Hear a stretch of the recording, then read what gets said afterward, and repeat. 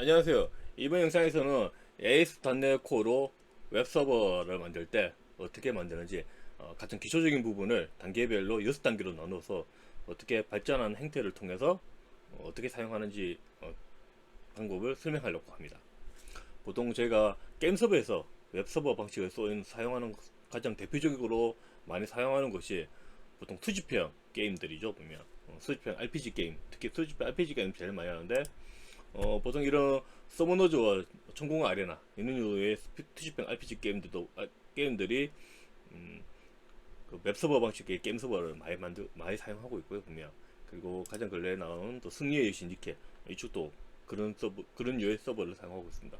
그리고 RPG 게임은 아니지만 컴퓨터 스프를 야구 게임이지만 이 게임도 보면 약간 수집형 그 그런 컨텐츠가 있죠. 보면 그래서 이런 류의 게임도 웹서버 방식의 게임 서버를 사용하고 있습니다. 다만 이제 이런 류의 게임 중에 보면 꼭 실시간으로 대전하는 부분도 있을 거예요. 보면 그래서 근데 그 부분은 보통 소켓 서버 같은 걸 사용해서 실시간 하고 있고요. 그 대신 이 게임 서버의 대체적인 게임한 컨텐츠의 한 70% 80% 정도는 웹서버 쪽에서 다 이루어진다고 보시면 좋을 것 같고요. 그래서 C샵으로 이런 수집형 게임의 게임 서버를 만들 때 웹서버 방식의 이제 게임 서버를 만들었는데 일단은 C샵에서는 AS.NET Core라는 이 기술을 프레임워크를 사용하시면 될 것 같고요. 근데 보통 한국에서는 이제 웹서버 개발에 제일 많이 쓰는 게 자바 쪽 스프링 프레임워크거든요. 보면 그래서 스프링 프레임워크는 아마 관련된 책이나 혹은 저기 인터넷 강좌나 혹은 학원을 통해서도 많이 접할 수가 있습니다. 근데 에이스 단데코는 좀 그런 부분이 많이 없어서 책도 거의 안 나오고 영상을 찾아도 잘 설명해주는 영상이 잘 없고요. 있어도 아주 오래전 뭐 에이스 단넷 3.1이나 뭐 이때 아주 오래전 그 자료밖에 없어서 제가 가장 근래 단넷 8 기준으로 해서 기초적으로 사용하는 방법을 좀 설명하려고 합니다. 기초적인 거 좀 아시고 난 이후에는 제가 이제 에이스 단넷 코어와 관련된 자료를 정리한 곳이 있습니다. 기터브에. 그래서 이 기더보 쪽에 제가 링크를 같이 공유해 드릴 테니까 와서 관련된 좀 또 다른 문서를 좀 더 많이 보시면 좋으실 것 같고요. 특히 보통 웹서버 방식에서의 게임 서버에서는 대부분 우리가 개발해야 될 부분이 사실 데이터베이스를 다루는 부분입니다. 그러니까 스테이트레스 서버이기 때문에 데이터베이스에서 값을 들어오고 그 값을 조작해서 또 다시 저장하고 사실 그런 부분이 대부분을 다 차지하고 있거든요. 보면 그래서 메모리 DB인 레디스 그리고 RDBMS인 MySQL 이 두 개를 다루는 방법도 잘 공부해 놓으셔야 됩니다. 특히 이 두 개를 잘 다룰 수 있어야지만 AS.NET 코어로 게임 서버를 올바르게 만들 수가 있습니다. 이 실습은 제가 총 6단계로 나누어서 되어 있고요. 보면 그리고 코드는 여기에 가보시면 이 저장소에 가보시면 이게 코드스란데 가서 그게 베이직2에 가면 총 6단계로 프로젝트가 나눠져 있고요.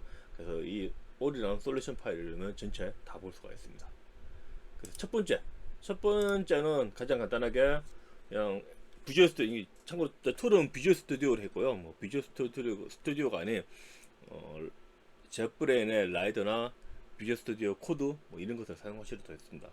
그러나 뭐 아마 초보자이시라면 그냥 비주얼 스튜디오 툴을 사용하시는 게 아마 학습하실 때 제일 편하실 것 같습니다.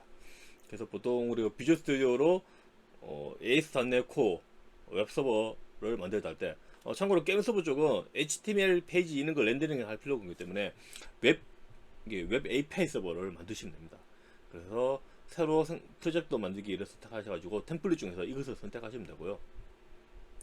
이것을 선택해서 그 다음 나올 때는 단넷 8 지금 현재 가장 최신 단넷 8인가 단넷 8 하시면 되고요. 그리고 HTTPS는 사용 안 하는 걸로 하면 될 것 같고요. 보면 참고로 실제 우리가 서비스 할 때는 HTTPS를 사용해야 됩니다. 사용해야 되는데 단 우리가 대부분 아마 게임 서버를 실행하실 때는 아마 클라우드를 사용하실 거고요. 클라우드 서비스 AWS나 뭐 애저나 구글 클라우드나 그래서 이런 걸 사용하게 되면 아마 또 거의 필수적으로 사용하시는 게 아마 로드 밸런스를 사용하실 것 같고요. 그래서 HTTPS를 로드 밸런스에다 설정하시면 됩니다. 보면. 그래서 HTTPS를 로드 밸런스에 설정해 놓으면 클라이언트는 실질적으로 통신하는 부분은 로드 밸런스가 통신하거든요. 그래서 이 부분은 HTTPS가 되고, 로드 밸런서하고 우리 게임 서버는 HTTP로 하면 되죠. 왜 그러냐면 로드 밸런서하고 우리 게임 서버는 같은 서버 지역에 있기 때문에 이게 안전한 지역이죠. 그래서 굳이 여기 로드 밸런서와 우리 게임 서버가 HTTPS로 통신할 필요는 없거든요. 보면 그냥 HTTP로 하면 되겠죠. 예, 그래서 저는 이게 HTTPS를 선택하지 않는 걸로 해놨습니다. 그리고 뭐 컨트롤스 당연히 사용하고, 이렇게 해서 이제 프로젝트를 만드시면, 예, 제가 한번 보여드리게, 아마 디폴트로 템플릿으로 만들면 이렇게 만들어질 거예요. 이 부분. 예. 이 데이터, 이것은 이제 컨트롤러 보면 API 서버, AS.NET Core의 API 서버 만드는 컨트롤러에서 API가 하나씩 만들어진다 보시면 될 것 같거든요. 그래서 그 컨트롤러는 언제나 컨트롤러 베이스라는 거 상속받아야 되고요. 그래서 여기에 이 부분입니다. 이게 뭐냐면, 개수로 요청을 넣으면 그냥 이런 데이터를 주겠다. 인터 더미 데이터죠. 예, 그거거든요, 보면. 예. 그래서 실행하실 때 이 부분을 이렇게 선택하시고, 실행하실 때 보면 여러 가지로 선택할 수 있어요. 보면 IIS로 할 수도 있고, 혹은 WSL 리눅스 쪽으로 실행하고 할 수도 있고. 근데 저희는 이제 윈도우에서, 참고로 이건 윈도우에서 개발한 거니까 HTTP로 선택하시면 될 것 같고요. 예. 그렇게 해서 시작하시면 자동으로 게시기 때문에 그냥 주소가 들어가면서, 예, 이렇게 시작이 되고, 예. 그리고 이제 시작하려면 주소를 이렇게 주시면 됩니다. 보면 계시고, 이게 IP 주소라고 보시면 될 것 같고요. 그리고 컨트롤러 주소, API 주소로, API 이름, 요청 이름이라고 보시면 될 것 같아요. 그래서 게시기 때문에 우리가 뭔가 다른 걸 입력을 할 필요는 없거든요. 보면 그래서 이렇게 하면 이런 결과를 받을 수 있습니다. 그리고 참고로 이 부분 또 이제 옛날 거에는 잘 안 나오는데, 비주얼 스튜디오 한 몇 년 전부터 버전부터 테스트를 할 수 있게 이런 파일이 하나 생겼습니다. a.http 파일. 이 파일에다가 이런 식으로 제가 코딩을 해놓으면, 이 요청 종성이라고 부르죠. 이것을 누르시면 얘가 이쪽 주소로 HTTP 요청을 합니다. 즉 웹서버 테스트를 할 수 있습니다. 보면 그래서 웹서버를 저희가 만들고 보통 테스트할 때는 뭐 포스트메이나 혹은 이와 또 다른 어떤 툴을 설치해서 사용하기도 하는데, 비주얼 스튜디오 혹은 이건 젯브레인 라이드에도 있는 기능인데요. 예, 비주얼 스튜디오에서는 별도로 http라는 파일을 하나 만드시고요. 이렇게 구슬 해주시면 자연스럽게 비주얼 스튜디오에서 이렇게 이 글자 위에 이런 게 생깁니다. 보면 그래서 이걸 누르면 지가 이런 요청을 보냅니다. 서버로. 주소는 여기 우리가 해놨죠. 보면 그래서 결과를 바로 볼 수 있습니다. 그래서 저는 다른 프로젝트도 다 우리가 만든 서버에 테스트할 때는 이 .http라는 파일의 기술에 넣은 주소와 요청 정보를 사용해서 테스트를 하고 있습니다. 예. 그래서 여기까지가 지금 베이직-01이 그냥 우리가 만든 건 하나도 없죠. 이 코드에서는 그냥 비주얼 스튜디오로 템플릿에서 AS.NET Core 웹 API를 선택해서 프로젝트를 만들고, 그 프로젝트 만들면 기본 이런 게 하나 만들어지거든요. 보면 그래서 01 이렇게 해서 일단 우리는 API 서버 하나는 만들어진 겁니다. 근데 문제는 별 의미가 없는 거죠. 이건 우리가 원하지 않는 거죠. 보면 그래서 이후부터는 이 우리가 만든 이 기본적인 기본적인 API 서버 프로젝트에서 우리가 필요 없는 부분을 제거하고 우리가 원하는 코드를 넣어서 우리가 원하는 서버를 만들어가는 행태로 만들어 갈 겁니다. 그래서 이번에는 01을 02에는 이제 사용하지 않는 API 컨트롤을 삭제한다. 그게 보면 아까 방금 말했던 잠시만요. 예, 이 부분이죠. 이거 이쪽에 컨트롤에 있던 웨더 포레스트 받는 거. 이거는 비주얼 스튜디오가 제가 기본으로 만들어 줬거든요. 그래서 우리가 필요 없는 거죠. 그래서 저거 삭제하고, 그리고 요번에 우리가 원하는 이제 API를 만들 거고요. 우리가 원하는 API는 일단 로그인이라는 API를 만듭니다. 어떤 우리가 게임 서버를 만들면 로그인이라는 기능이 있어야 되겠죠. 그리고 아까 앞에는 게스트로 요청했는데 이번에는 포스트로 요청할 거고요. 그리고 로그인을 이제 하려면 클라이언트에서 또 아이디와 패스워드를 보내야 되겠죠.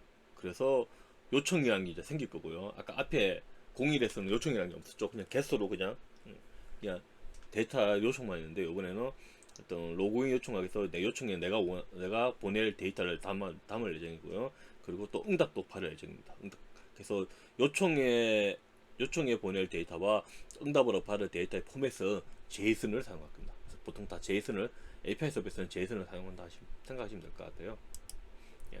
그래서 아까 앞에 만든 데서 다시 비주얼 스튜디오 가신다면 이걸 삭제하시고 그냥 삭제 지우시면 됩니다. 지우고 이제 컨트롤에 눌러서 이제 컨트롤로 추가를 하시면 될 것 같아요. 이게 여기서 이게 누르시면 추가가 보이죠. 예. 여기서 컨트롤로 추가하시면 됩니다. 그게 이제 이 화면이고요 보면. 그래서 우리는 API고 비어 있는 거 하셔야 되겠죠. 내가 만들어 넣어야 될 거니까. 그리고 예, 이름 저는 이제 로그인이기 때문에 제가 로그인 컨트롤러로 하겠습니다 보면. 그래서 추가를 누르시면 이제 아까 앞에 만들어진 거 비주얼 스튜디오가 만든 것은 제가 지웠고요. 그래서 제가 다시 이제 이 로그인 컨트롤을 추가해서 만들었습니다. 그리고 여기에 이제 이런 코드를 넣을 거예요. 이 부분이 요청, 예, 요청이고 이 부분이 응답이라고 보시면 될 것 같고요.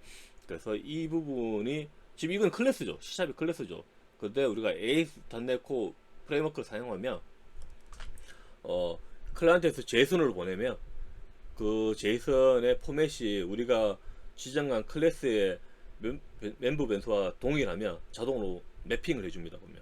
그래서 제이슨으로 보낸 게 이 클래스에 매핑해서 값이 들어올 거고요. 그리고 반대로 내가 j1인 클래스를 응답으로 그러니까 리턴 시키면 여기서 리턴 시키면 클라이언트에서 갈 때는 자동으로 이 부분이 제이슨으로 만들어집니다. 그래서 어떤 제이슨 데이터를 클래스로 만드는 거든가 혹은 클래스를 제이슨으로 만드는 거는 우리가 직접 안 해도 됩니다. 그 부분은 다 AX.NET Core에서 해줄 거고요.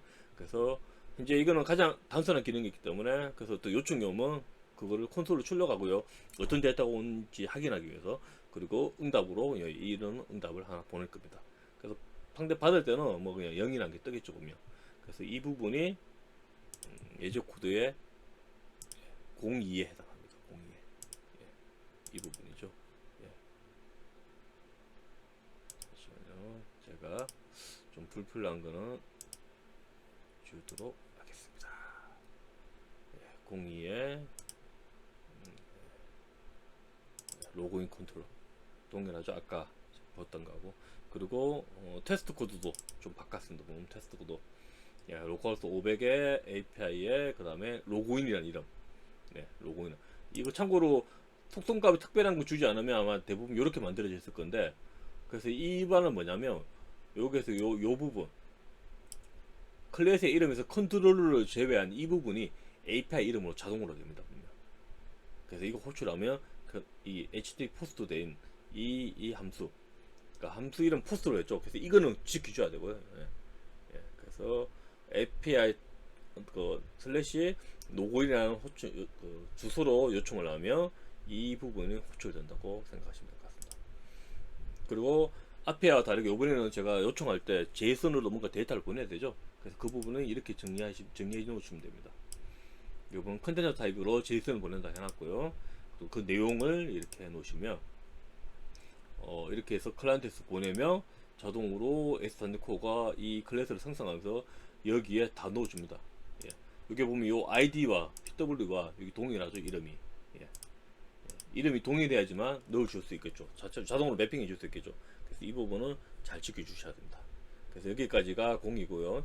그래서 우리 0까지는 비주얼 스튜디오가 기본적으로 만들어준 템플릿에서 우리가 원하지 않는 API는 삭제를 하고, 그 다음에 우리가 만들기 원하는 API, 지금 저희 여기서는 로그인이라는 기능 API인데 이것을 하나 만들어 봤습니다.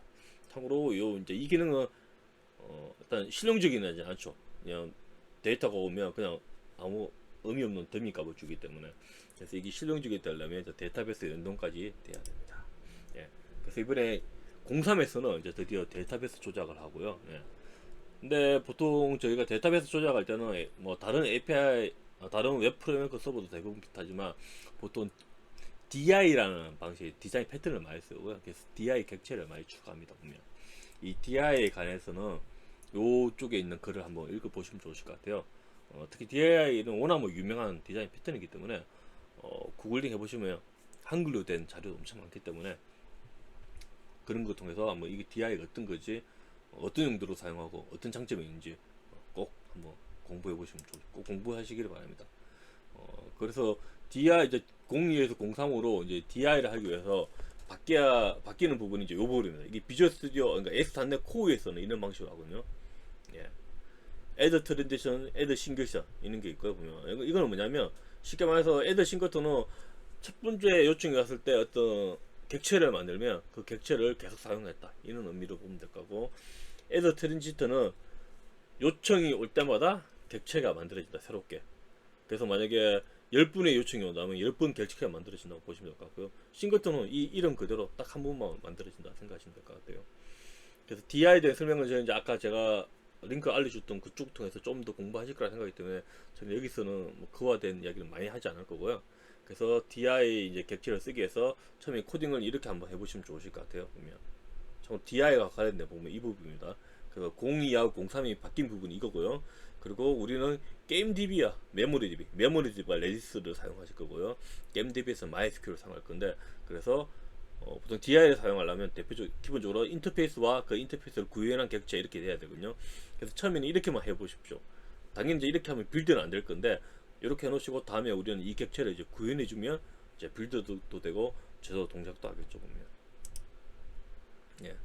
그리고 이제 레포지트리라는, 보통 이것도 이제 일반적으로 이거는 뭐 C샵만 ASP.NET 코어만 그런 게 아니고 다른 웹 프레임워크도 이런 류의 이제 이름을 많이 쓰고 있거든요. 그래서 보통 레포지토리랑 이렇게 네임스페이스나 혹은 디렉토리가 만들어지면 여기는 뭔가 저장되는 것들이 관련된 클래스들이 만들어진다고 좀 생각하시면 될 것 같고요.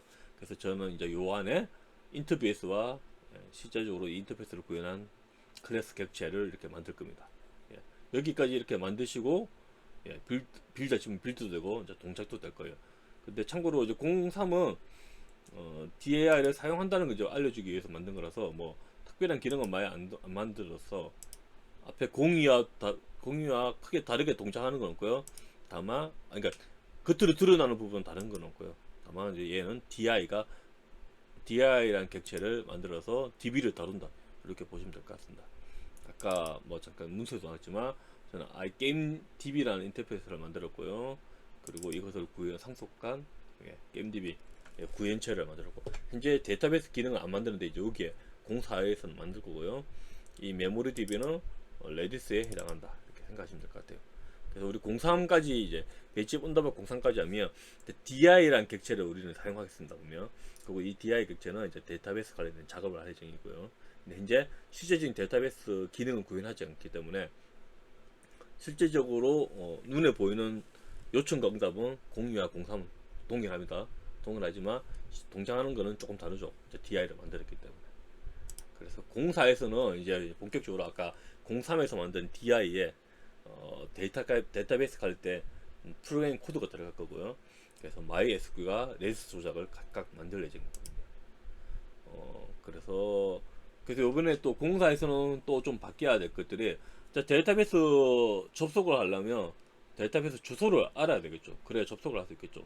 그래서 그런 정보를 코드에 박아 놓으시면 안 됩니다. 그럼 주소가 바뀔 때마다 또 컴파일을 해야 되기 때문에, 그래서 그런 것들은 ASP.NET Core 같은 경우에는 appsetting.json이라는 파일이 있습니다.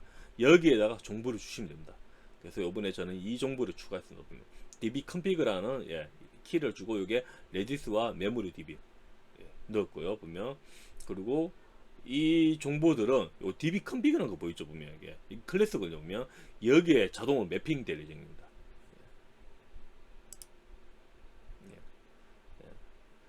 그리고 이제 이 db 정보가 들어와서 아까 우리가 앞에 만들었던 게임DB 생성자에다가 이제 이렇게 넣으시면 우리가 실행할 때 이 정보가 자동으로 AS.NET Core에서 넣어줄 거거든요. 보면 그게 이 부분이죠. 이 부분 컨피그레이션. 여기까지만 해놓으면 여기까지 해놓고 생성자에서 정의만 해놓으시면 선언만 해놓으시면 자동으로 이건 AS.NET Core에서 이 객체를 만들어서 넣어줍니다. 보면 그래서 db 컨피그가 바로 와가지고 오픈하고, 오픈은 이제 MySQL 이제 커넥션 객체를 이제 생성해서 오픈한다고 보시면 있고요. 그리고 실제 크리문을 다룰 때는 그냥 MySQL 커넥션이라는 이게 클래스를 다루면, 저희가 크리문을 또 다룰 때는 ADO.NET이랑 또 이제 .NET에서 저거는 DB 관련된 프레임워크를 사용해야 되는데 ADO.NET에서 사용하면 우리가 좀 해야 될 게 많습니다. 보면. 그래서 좀 불편해지거든요. 보면. 그래서 데이터베이스 프로그래밍을 좀 쉽게 하기 위해서 또 관련된 라이브러리가 있는데, 뭐 데프닷넷이 아주 대표적인 것 중에 하나고요 보면.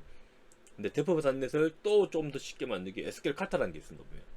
예, 그래서 저는 SQL 카타를 통해서 이렇게 크림을 하나 만들 겁니다. 이 크림의 내용을 설명해주면, 유저스라는 테이블에 웨어해가지고 아이디 필드 값이 이 필드에 있으면 그 데이터 중에서, 이 아이디로 검색되는 데이터 중에서 제일 첫 번째를 가져오든가, 혹은 없으면 디폴트 값을 달아. 이 문서거든요. 그러니까 이게 C샵의 링큐하고 비슷하죠. 그래서 크림을 약간 링큐 같은 걸로 크림을 만들 수 있게 이렇게 된 것던 겁니다. 근데 참고로 이거는 EF라고 또 진짜 링큐 방식으로 데이터베이스를 다루는 또 프레임워크가 있습니다. 보면 엔티티 프레임워크라고, 그거하고는 다른 거고. 예, 엔티티 프레임워크는 진짜 DB를 하나도 몰라도 우리가 프로그램만으로 데이터베이스를 다루는 건데, 이제 저는 이제 거기까지 사용하지 않을 거고요. 그래서 SQL 카타로 우리가 조금 크림을 우리가 직접 만들어서 데이터베이스를 조작하려고 합니다. 메모리 DB 같은 거는 이제 레디스를 사용할 거고요. 저는 이제 레디스 라이브러리 중에 클라우드 스트럭처라는 라이브러리를 사용합니다. 이 라이브러리는 내부적으로 C샵에서 가장 유명한 레디스 라이브러리는 그 스택 익스체인지 레디스 쓰고 있거든요, 분명. 근데 그거를 좀 더 쓰기 쉽게 만든 거라고 생각하시면 될 것 같고요. 그래서 이거 아까 SQL 카타나 이거에 대한 정보는, 네, 여기에서 참고 이 저장소에서 제가 이렇게 해놓은 게 있으니까 이 글들을 좀 보시면 좋으실 것 같습니다. 예, 그래서 이렇게 해놓으면 이제 우리 공사에서는 이제 드디어 API 서버가 데이터베이스를 직접적으로 다루게 됩니다. 보면. 그래서 여기까지 만들면 진짜 프로그램 같은 프로그램이 만들어지는 거죠. 그러니까 API 웹 서버는 데이터베이스와 연동을 해야지만 실질적으로 올바른 프로그램을 갈 수 있거든요. 보면. 그래서 공사 지점까지 오시면 이제 웹 서버를 만들 수 있게 됐다고 보시면 될 것 같고요. 그리고 로그인 컨트롤과 그리고 03에서 이제 바뀌어서 이제 데이터베이스를 쓰죠. 보면. 그래서 데이터베이스 쓰면 이 부분이 이제 아까 앞에 잠깐만 DI에서 그 DI를 쓰면 자동으로 이 객체를 AS4코어에서 만들어서 이렇게 만들어줍니다. 이게. 그럼 저는 여기다가 이 객체들을 어떻게 사용할 거지만 생성자의 기술만 하면 되고요. 보면. 그래서 저는 이제 게임DB의 어스체크 이제 로그인 아이디와 패스워드를 조사하는 거군요. 그래서 그걸 알 거고, 그래서 맞으면 저는 이제 이 사람이 로그인된 유저라고 이 정보를 이제 또 레디스에 저장해 놓을 거거든요. 보면. 그래서 레디스 통해서 또 저장하고 있습니다. 보면. 그래서 그 부분은 이쪽 코드를 보시면 될 것 같습니다. 예, 그게 방금 보여준 게 이 부분이고요. 여기에서 로그인 컨트롤러와 레포지토리에 있는 이 부분, 예, 게임DB, 메모리DB 이거죠. 예, 이걸 한번 보시면 좋을 것 같아요. 보면.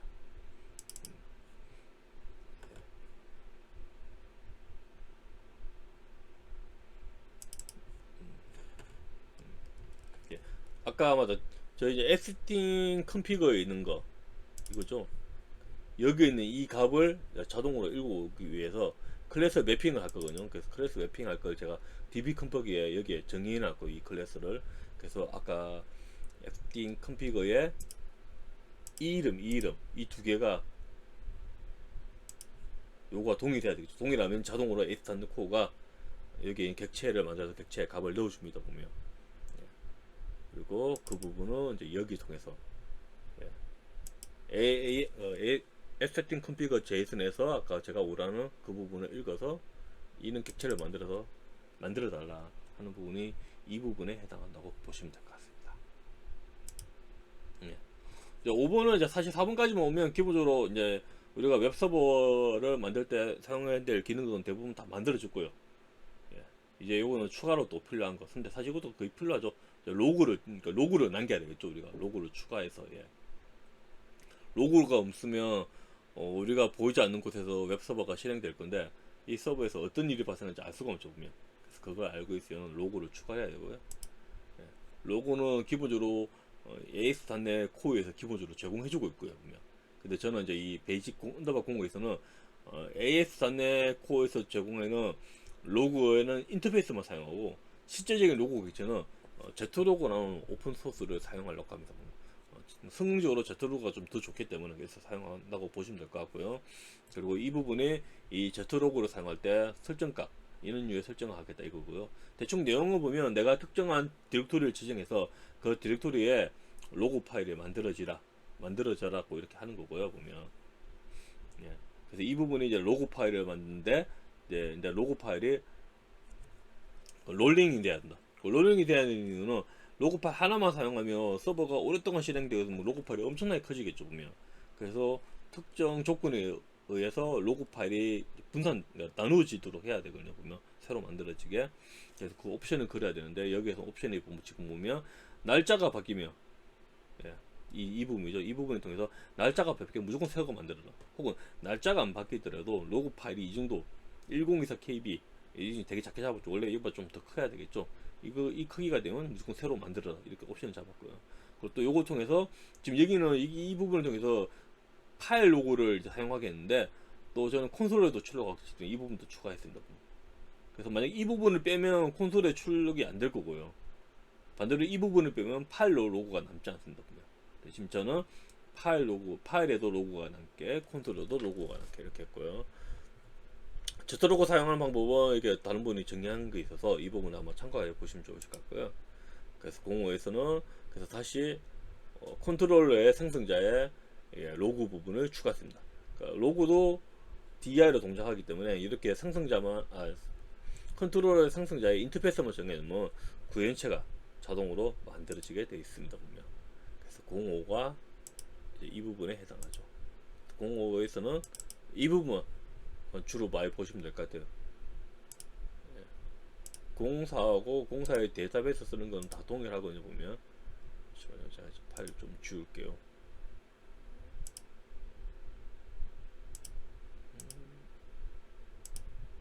네. 그래서 이제 아까 이 부분이 추가됐죠. 세팅 로그 이렇게 호출하고. 그래서 여기에서 보면 이제 프레임워크에 난 로그를 사용할 거라는 거 이런 거 통해서 알려주고 있고요. 그래서 그 로그는 어떤 세팅으로 남길 건지 이렇게 통해서 제가 정리하고 있습니다. 그리고 이 로그는 평문이 아닌 JSON 포맷으로 남길 거거든요. 그래서 이게 JSON 포맷으로 할 거라고 이렇게 정리하고 있습니다. 예. 그래서 05와 04는 다 동일한데 차이는 05에서는 이제 로그라는 걸 사용해서 콘솔 혹은 파일에 우리가 로깅을 남기고 있고요. 보면 그래서 컨트롤러에서 이제 로그를 사용하기 위해서 DI 객체로 되게 이렇게 정리해 주시고요. 보면 그러니까 이 i로그는 AS.NET Core에서 제공하는 인터페이스거든요. 그래서 이 제트로그는 이 인터페이스에 맞춰서 인터페이스 호환되게 만들어 있기 때문에 이렇게 하면 자동으로 우리가 만든 제트로그가 들어가게 되겠습니다. 그리고 이렇게 이 부분에는 컨트롤러 이렇게 넣어주시면 되고요. 그리고 그래서 아까 앞에는 제가 API 서버에서 뭔가 요청이 뭐 콘솔로 주려고 했죠. 그냥 콘솔 좀 화이트 라인으로. 근데 여기는 이번에 이제 로그로 남기고 있습니다. 그래서 이렇게 해서 실제 이 API 고쳐되면 이제 콘솔에도 이런 내용이 출력될 거고 파일로도 출력될 겁니다. 그래서 이번에는 이제 로그까지 남기도록 했습니다. 이제 6번에는 이제 이게 총 6단계의 마지막인데 6번에서는 이제 미들웨어를 추가하고 있고요. 미들웨어도 대부분의 프레임워크에서 다 사용하고 있고요. 이 미들웨어는 우리가 요청해서 어떤 응답까지 그 사이에 실제로 그러니까 우리 응답 요청이 와서 그 요청이 실제적으로 불려지는 게 우리 컨트롤러인데 이 컨트롤러에 오기 전까지 뭔가 여러 가지 공통적으로 해야 될 일이 있으면 그것들을 미들웨어로 만들어 넣으시면 우리가 만든 컨트롤러가 호출되기 전에 그 미드웨어들이 호출돼 가지고 그 사전에 해야 될 것들 다 할 수가 있습니다. 그래서 이 미드웨어 개념은 대부분의 웹 프레임워크에서 다 해주고요, 다 만들어져 있고요. 보면 그래서 AS.NET Core에서는 이런 식으로 이런 키워드를 사용하고 이 부분은 내가 만든 미들웨어입니다. 그래서 미들웨어를 이렇게 정하고 이 미들웨어는 어떤 역할을 하냐면 저희가 이제 로그인을 하게 되면 그 유저가 로그인이 됐다는 정보를 이제 DB에 남겨야 되거든요. 근데 보통은 요즘은 이제 레디스에 많이 남기죠. 메모리 DB. 그러니까 로그인 됐다는 거는 영구 저장할 필요는 없는 거죠. 이거는 로그아웃이 되면 자동으로 사라져야 되는 것들인가. 그래서 보통 레디스에 좀 많이 남기고요. 그리고 로그인 이후에 어떤 유저들이 어떤 그러니까 클라이언트에서 요청이 오면 무조건 우리 게임섭에서는 해야 될 것 중에 하나가 이 요청한 사람이 로그인이 했는지 안 했는지를 확인해야 됩니다. 그러니까 소켓 서버와 좀 다르게 웹 서버는 클라이언트하고 서버가 연결된 상태가 아니기 때문에 그냥 단순하게 이야기하면 요청할 때만 연결하고 응답을 받으면 연결이 끊어지거든요 보면.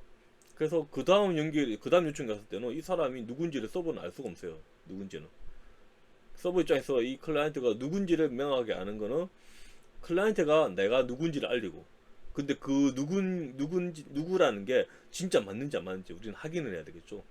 그래서 확인을 하는 방법 중에 하나가 보통 로그인 할 때, 로그인이 성공하면 서버 입장에 서버는 클라이언트한테 세션 키를 만들어주고 이제 인증 키를 만들어줄 거고요. 그리고 그러면 클라이언트는 그 이후부터는 어떤 요청을 보낼 때마다 자기를 가리키는 아이디와 아까 서버로 봤던 인증 키를 같이 보내야 됩니다. 그러면 클라이언트는 어떤 요청이 오면 그 아이디와 인증키 정보를 찾아서 이 정보가 서버가 가지고 있는 정보가 동일한지 확인해서 맞으면 그 인증된 올바른 유저라고 생각하고 요청을 처리해 주면 되고요. 그게 틀리면 잘못된 유저이기 때문에 처리하면 안 되죠. 그래서 모든 요청마다 모든 컨트롤러는 그래서 로그인 이후에는 언제나 꼭 들어가야 될 것들이 클라이언트가 보낸 아이디와 세션키를 요청하는 코드가 계속 들어가야 되거든요. 그러면 컨트롤러 API가 많이 만들어질수록 이런 중복 코드가 많이 만들어지죠. 그래서 이런 것들을 중복 코드가 안 만들어지고 하기 위한 방법 중 하나가 이 미들웨어를 사용하시면 됩니다. 방금 이 그림에도 나왔듯이 미들웨어를 만들면 미들웨어 하나가 여러 개를 만들어 넣을 수도 있고요 보면. 그래서 미들웨어를 통해서 내가 실제 컨트롤러를 호출하게 되기 전에 처리해야 될 것들이 이 미들웨어에서 공통적으로 다 처리할 수 있습니다. 그래서 이 코드를 이제 미들웨어 관련된 객체인데, 여기에 보면 로그인하고 생성 계정, 그러니까 로그인하기 전까지는 뭐 로그인 안 된 거니까 아이디와 인증키를 체크할 수가 없죠. 그래서 그때는 이 미드웨어에 있는 코드를 사용하면 안 되겠죠 보면. 그리고 계정도 안 만들어지는데 그것도 할 수 없죠. 그래서 여기 보시면 알겠지만 어떤 요청이 왔는데 그 요청 주소가 로그인과 크레디트 어카운트 그러면 밑에 코드는 할 필요 없다. 즉 계정 확인을 할 필요 없다는 거죠 보면. 그래서 넘어가고, 근데 이 두 개가 아니면 로그인이 된 유저가 있기 때문에 진짜 로그인된 유저인지 토큰 값을 인정 키 값을 다 조사해서 이렇게 맞으면 컨트롤러까지 호출되게 하고, 만약에 틀리면 그래서 리턴해 가지고 컨트롤러가 아예 컨트롤러가 호출도 되지 않도록 하고 있습니다 보면. 네. 그래서 이렇게 하시고 요런 정보. 그러니까 이 어스토크는 요 지금 어텐션 인포 컨트롤러 호출하기 전에 로그인을 먼저 해야 되고요. 그럼 로그인을 호출하시면 아마 응답으로 요 어스토큰을 받으실 거예요 보면. 그래서 그거를 우리가 여기에 넣고 아이디와 여기에 넣고 이렇게 호출하시면 이제 이 컨트롤러 호출되면서, 이전에 아까 제가 미들웨어를 만들었기 때문에 그 미들웨어를 통해서 이 아이디와 인증 토큰을 사용해서 로그인 했는지 아닌지 아마 확인을 할 거예요 보면. 그리고 참고로 요거는 제가 약간 학습용 혹은 또 이런 방법으로 됐다는 것을 알려주게 된 건데, 보통 제가 요청하는 데이터는 보통 HTTP 값에 이제 보디 값에 주로 많이 넣고 있거든요 보면.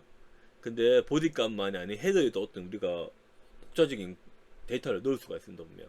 그래서 저는 여기에서는 헤더에 인정과 관련된 데이터를 넣고요. 즉 아이디와 인정 토큰을 넣고요.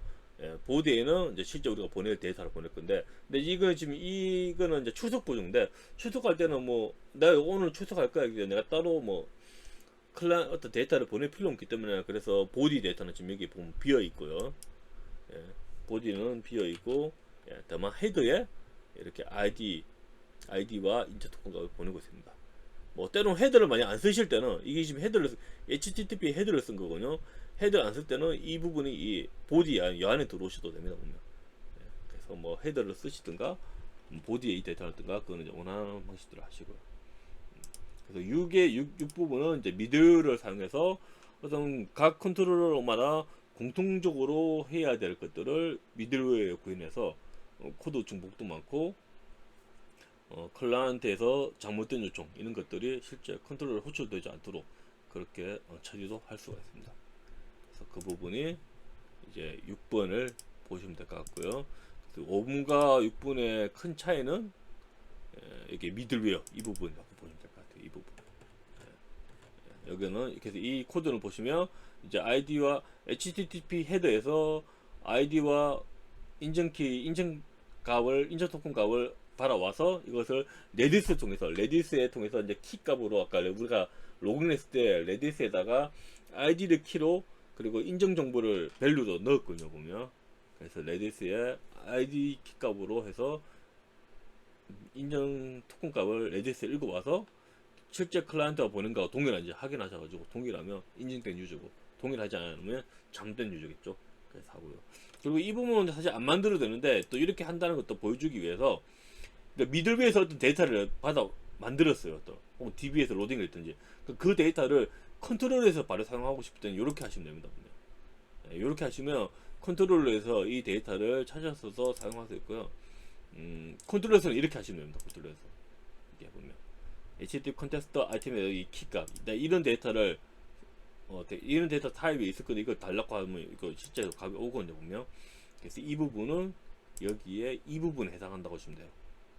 그래서 내가 뭐 미들웨이에서 어떤 데이터를 만들어서 컨트롤러 쪽으로 사용하고 싶을 때는 이렇게 컨텍스트 아이템스에 그 데이터를 내가 직접 넣으시고 그 넣은 데이터를 받고 싶을 때는 이렇게 하셔서 바로 오시면 됩니다. 보면. 예. 그래서 이번에 6에서는 미들웨어를 사용했습니다. 그래서 지금 제가 만든 6단계 아주 간단하게 그 비주얼 스튜디오의 기본 프로젝트에서 실제적인 우리가 만들 게임 서버에서 가질 맵 서버 방식의 게임 서버에서 가질 기능들을 하나하나씩 한 단계마다 만들어 봤습니다. 보면. 그래서 근데 저는 이제 설명을 좀 기본적인 설명을 이제 좀 많이 빠뜨렸는데 미들웨어라는 것도 제가 정확하게 설명을 안 했고 DI라는 것에 대해서 설명도 많이 안 했는데 그 부분은 제가 이렇게 제가 공유했던 이쪽 사이트 저장소 가서 관련된 부분 좀 다른 분들이 정리한 것들이 있거든요. 혹은 제가 링크 근거도 있으니까 그런 것 통해서 좀 더 학습을 하시면 좋을 것 같고요. S3 코어로 API 서버를 어떻게 만드는지 좀 쉬운 단계에서부터 이렇게 하나씩 해보실 거면 베이직 2에 있는 여기에 있는 코드를 한 단계씩 한번 해보시면 제일 좋을 거예요. 직접 실습까지 꼭 해보시면 좋으실 것 같아요.